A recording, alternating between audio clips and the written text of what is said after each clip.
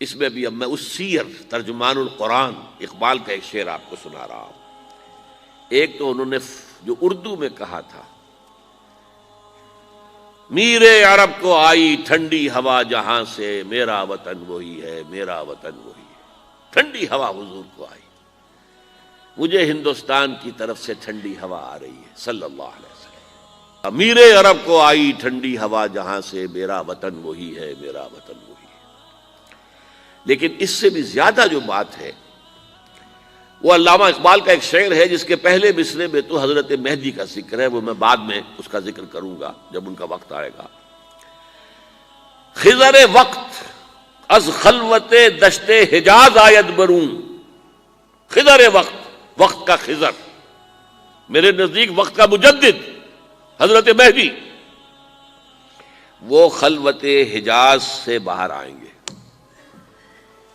خضر وقت از خلوت دشت حجاز آید بروں، کارواں زی وادی دور و دراز آید بروں. کارواں اس وادی دور و دراز سے چلے گا.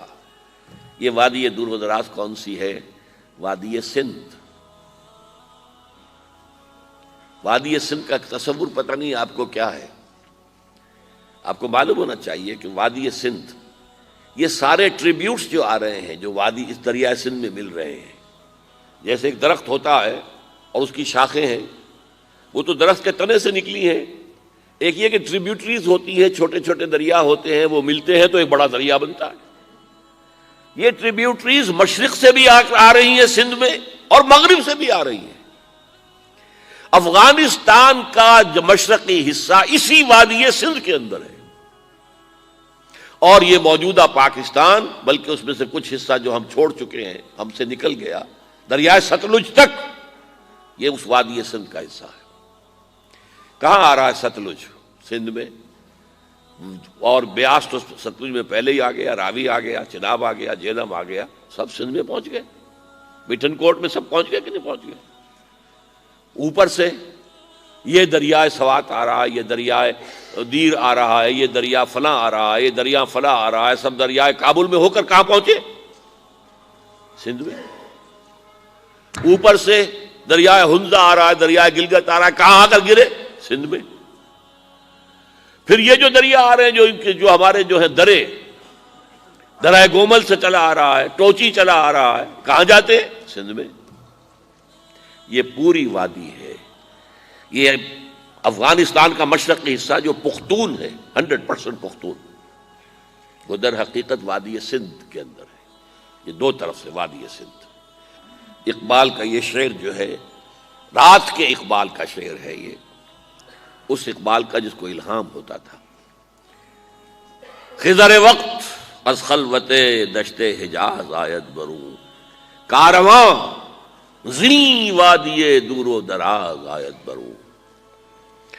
اب میں نے اب تک تو یہ ڈسکس کیا ہے قرآن، حدیث، سنت اور ایک ترجمان القرآن کے حوالے سے. اب آئیے عالمی حالات کے حوالے سے دیکھیں. عالمی حالات سے بھی معلوم ہوتا ہے کہ ایک عالمی ریاست تقدیر مبرم ہے. زمانہ تیزی کے ساتھ ادھر جا رہا ہے جبکہ پوری دنیا کی ایک ریاست ہوگی، بلکہ بہت پہلے سے اس کا تقاضا پیدا ہو چکا ہے. دنیا اتنی چھوٹی ہو گئی ہے، آج آپ اسے کہتے ہیں گلوبل ولیج. یہ تو گاؤں کے مانند ہے. اب کوئی فاصلہ نہیں رہا. امریکہ میں تاج پوشی ہو رہی ہے بش صاحب کی، اور کا منظر ہم بیٹھے دیکھ رہے ہیں، سارا کا سارا 12,000 میل دور بیٹھے ہوئے دیکھ رہے ہیں.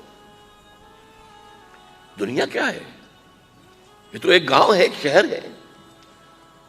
اور ایک عالمی ریاست اگر قائم نہیں ہوتی تو دنیا میں کبھی امن قائم نہیں ہو سکتا. لہذا دنیا میں امن کے لیے ایک عالمی ریاست ضروری ہے، اور اسی کے پہلے قدم کے طور پر وہ لیگ آف نیشنز جو ہے قائم کی گئی تھی. کوئی تو ادارہ ایسا ہونا چاہیے جہاں دنیا کے سارے ممالک کے نمائندے بیٹھیں، سوچیں، غور کریں، فیصلے کریں. اگرچہ وہ جو بے ایمانیاں دلوں میں تھیں، جو بدنیتیں دلوں میں تھیں، انہوں نے ناکام کر دیا اس کو، لہذا وہ مر گئی، ختم ہو گئی. ہاں، جنم دے گئی اسرائیل کو اس کے بطن سے اسرائیل نے جنم لیا، اسرائیل نے نہیں، بالفور ڈکلریشن نے، کہ یہودیوں کو فلسطین میں آباد ہونے کی اجازت ہے۔ اچھا جب وہ ختم ہو گئی تو تقاضا موجود تھا، کوئی ادارہ ایسا ہونا چاہیے بھئی بیٹھے سب کے سب وہاں فیصلے کریں، ورنہ تو دو برتن کھڑک جائیں گے تو اس کے بعد وہ عالمی جو ہے ایک کنفرنٹیشن ہو سکتی ہے۔ تب یہ پھر دوبارہ یونائٹڈ نیشنز آرگنائزیشن بنی، اور اب وہ بھی دم توڑ رہی ہے، بیچاری کئی روز سے دم توڑ رہی ہے، اس لیے کہ عراق وار کے ضمن میں ایک پیسہ بھر بھی وقت نہیں دی بش نے یو این او کی حمایت یا مخالفت کو۔ کیا رہ گیا اس کا وجود؟ بس ایک کلب ہے، آؤ بیٹھے گفتگو کرو، اللہ اللہ خیر صلی اللہ۔ جتنے ریزولوشن یو این او نے پاس کیے جنرل اسمبلی نے اسرائیل کے خلاف، سب کو ویٹو کیا ہے امریکہ نے، تو فائدہ کیا ہوا بھائی؟